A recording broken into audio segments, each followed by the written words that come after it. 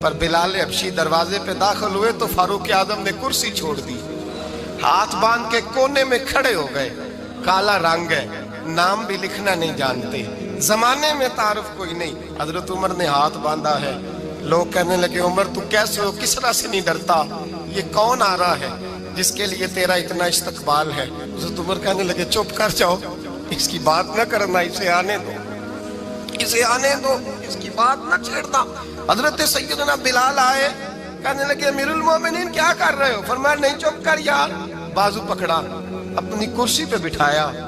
حضرت بلال کہنے لگے حضور میں غلام ہوں، مجھے تو طریقے بھی نہیں آتے ان کرسیوں پہ بیٹھنے کے، میں تو غریب ماں کا بیٹا، غلام باپ کی اولاد، سلیقہ، یہ آپ کیا کر رہے ہیں؟ تو حضرت عمر کہنے لگے بلال تھا تو غلام ہی، پر جب سے مصطفیٰ کا غلام بنا ہے تو ہمارا امام بن گیا ہے، اب تو امام ہے رسول اللہ کی امت کا۔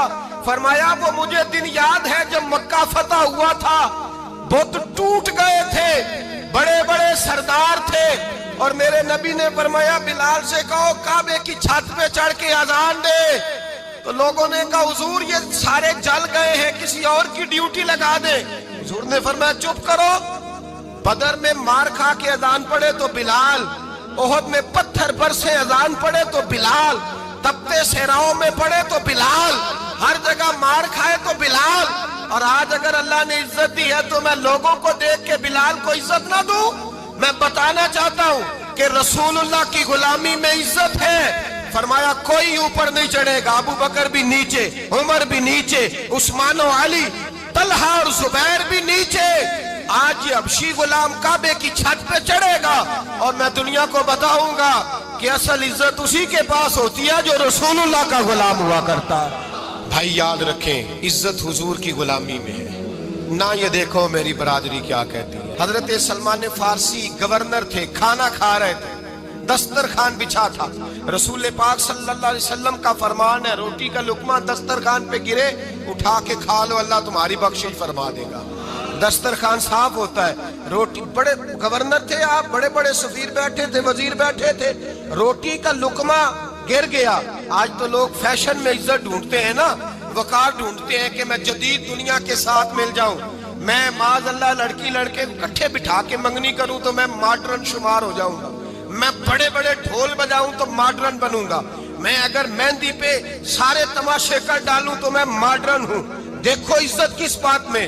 حضرت سلمان فارسی روٹی کھا رہے تھے، سفیر، وزیر، نہ جانے بڑے بڑے لوگ بیٹھے تھے، کھانا کھاتے کھاتے لقمہ گرا دسترخوان پہ، حضرت سلمان فارسی نے سمیٹا، منہ میں رکھا، پھر انگلی مار کے دسترخوان صاف کیا۔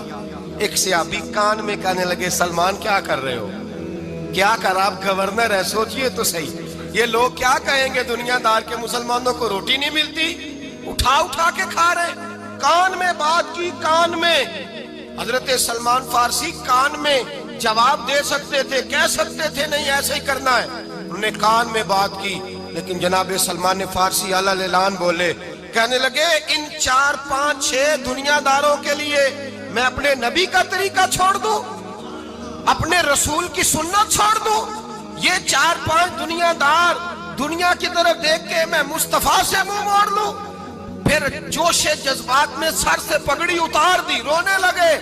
آپ فرمانے لگے میں مدینے کے بازاروں میں کھجوریں اتارتا تھا، نوکریاں کرتا تھا، یہ جو میرے سر پر عزت کے بال ہیں یہ محمد عربی کے اگائے ہوئے ہیں۔